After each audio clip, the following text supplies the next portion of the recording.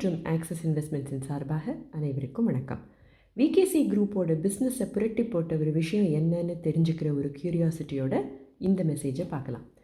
தமிழ்நாட்டில் இவங்களோட காலணிகளுக்கு மார்க்கெட் இல்லையோ அப்படின்னு நினைக்கிற நேரத்தில் ட்ரை பண்ணலாமே அப்படின்னு நினச்சி களத்தில் இறங்கினார் இல்லையா நௌஷத்.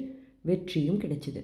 2008 வருஷம் ஒரு மேனேஜ்மெண்ட் கன்சல்டண்ட்டோட உதவியை நாடினாங்க விகேசி.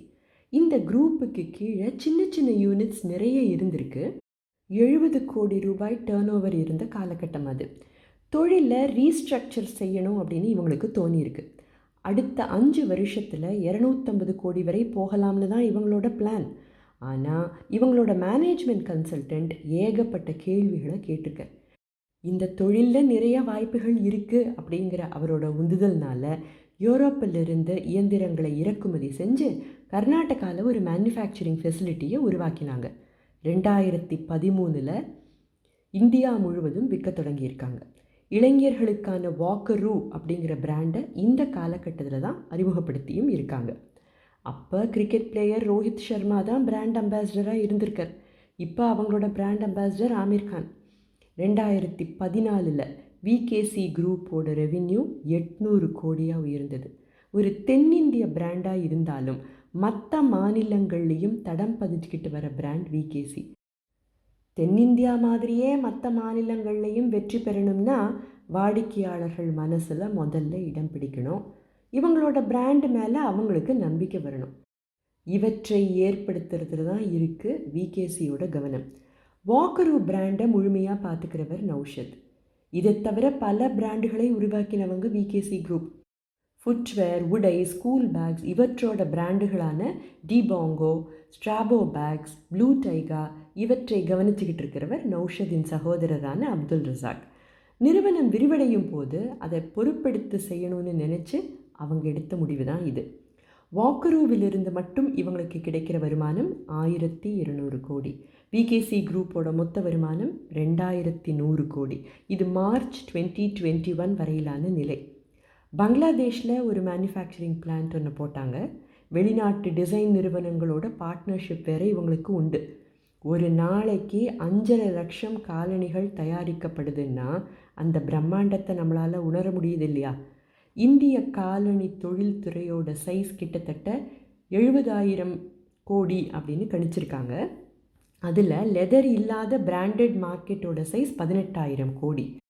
உலக அளவில் சீனாவுக்கு அப்புறம் காலணிகள் அதிகமாக தயாரிக்கப்படுற நாடு இந்தியா தான்.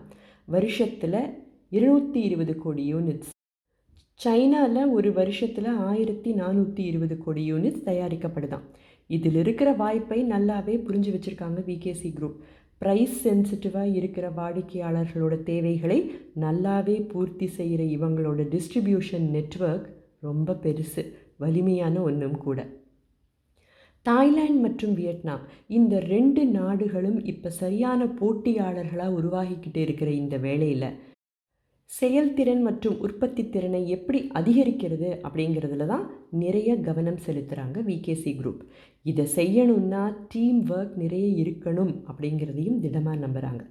இதுவரை இவங்களுக்கு இந்தியா முழுவதும் 550 டிஸ்ட்ரிபியூட்டர்ஸும் 1.5 lakhs ரீட்டெய்லர்ஸும் இருக்காங்க. காலத்துக்கு ஏற்ற மாதிரி ஆன்லைன் விற்பனையையும் அறிமுகப்படுத்தி அதையும் வெற்றிகரமாக நடத்திக்கிட்டு தான் வராங்க. போட்டிகள் நிறைஞ்சிருந்தாலும் லாபகரமாக நடந்துட்டுருக்கிற இந்த தொழிலில் வேகமாக இன்னும் பல செக்மெண்ட்ஸையும் கேட்டகரிஸையும் அறிமுகப்படுத்தணுங்கிறது தான் இந்த சகோதரர்களோட நோக்கம். எப்பவும் தங்களை புதுப்பிச்சுக்கிட்டே இருக்கணும், மார்க்கெட்டில் முதலிடத்தில் இருக்கணும் அப்படிங்கிற இவங்களோட ஆர்வம் இந்தியன் கிரிக்கெட் டீமை இவங்க ஒரு நாள் நிச்சயம் ஸ்பான்சர் செய்வாங்கங்கிற நம்பிக்கையும் ஏற்படுத்துது இல்லையா? இந்த மெசேஜோட அடிப்படையில் சில பாடங்களை இன்றைக்கி பார்க்கலாம். முதல் பாடம், தொழில் முனைவோர்களுக்கு ரிஸ்க் எடுக்கிறது ரஸ்க்கு சாப்பிட்ற மாதிரின்னு சொல்லுவாங்க, கேட்டிருப்பீங்கன்னு நினைக்கிறேன். ஆரம்பத்தில் தங்களை ஒரு சின்ன நிறுவனமாக நினச்சி அதே மைண்ட் செட்டில் இருந்ததால் பெரிய வளர்ச்சி கிடைக்காம ஒரு நல்ல மென்டரோட உதவியோட ரிஸ்க் எடுக்க தயங்காமல் ஒரு விஷயத்தை செஞ்சாங்களே, இதை கண்ணை மூடிக்கிட்டு ஆராயாமல் எடுக்கிற ரிஸ்க் இல்லையே, சரியான முறையில் பிளான் பண்ணி தெரிஞ்சே எடுக்கிற ரிஸ்க். இது தொழில் முனைவோருக்கு இருக்கிற ஒரு குணம். ரிஸ்க் அப்பிடைட், ரிஸ்க் டாலரன்ஸ் எல்லாம் சொல்லுவாங்க இல்லையா? இது இல்லைன்னா புதுசாக வித்தியாசமாக எதையுமே செய்யாமல் செஞ்ச செயல்களையே திரும்ப திரும்ப செஞ்சுக்கிட்டு இருந்தால் வளர்ச்சியும் வெற்றியும் எப்படி கிடைக்கும்? ஏற்றத்தாழ்வுகள் வரலாம், ஆனால் அவற்றையும் எதிர்த்து நிற்கிற திறன் ஆண்டர்பிரினர்ஸுக்கு நிச்சயமாக தேவை. 2வது பாடம், வேல்யூ ஃபர்ஸ்ட், growth நெக்ஸ்ட். வாடிக்கையாளர்கள் மனசில் முதல்ல இடம் பிடிக்கணும். அவங்களுக்கு பிராண்ட் மேலே நம்பிக்கை வர வைக்கணும். இதை முதல்ல செஞ்சால் தான் வளர முடியும் அப்படிங்கிற திடமான நம்பிக்கை நிச்சயம் கற்றுக்க வேண்டிய மிக முக்கியமான விஷயம். தொழிலில் நீண்ட காலம் நிலைச்சு நிற்கணும்னா ஒரு மயோபிக் விஷனோட வருமானத்தை அதிகரிக்கிறது எப்படி, லாபத்தை எப்படி கூட்டுறதுங்கிறத மட்டும் கணக்கு பண்ணிக்கிட்டு இல்லாமல் வாடிக்கையாளர்கள் தான் முக்கியம், அவங்களோட தேவைகளை அவங்களுக்கு பிடிச்ச மாதிரி பூர்த்தி செய்கிறது தான் முக்கியம் அப்படின்னு தொழில் நடத்துகிற விதம் கற்றுக்க வேண்டிய ஒரு அவசியமான பாடம் இல்லையா? 3வது பாடம், எத்தனை போட்டியாளர்கள் வந்தாலும் அவங்கள சமாளிக்க எத்தனை புதுமைகளை புகுத்தினாலும் நிறுவனத்தோட செயல்திறனையும் உற்பத்தி திறனையும் அதிகரிக்க பணியாளர்களால் மட்டுமே முடியும். ஒரு குழுவாக அவங்க பணி செஞ்சால் தான் இதை சாதிக்க முடியுங்கிற எண்ணம். எம்ப்ளாயீஸ் தான் இவங்களோட அசெட் அப்படின்னு எந்த அளவுக்கு நம்புகிறாங்க, அவங்க மேலே எத்தனை கவனம் செலுத்துகிறாங்க, நாம் கவனிக்க வேண்டிய விஷயம் இல்லையா? இத்துடன் இந்த காலனி பிராண்ட் பதிக்கும் தடத்தின் கதை நிறைவு பெறுகிறது. பிஸ்னஸ் கதை கேட்க எங்களுடன் தொடர்ந்து இணைந்திருங்கள். வேறு ஒரு புதிய கதையுடன் உங்களை மீண்டும் சந்திக்கும் வரை டை சென்னை மற்றும் ஆக்சிஸ் இன்வெஸ்ட்மெண்ட்ஸின் சார்பாக அனைவருக்கும் வணக்கம்.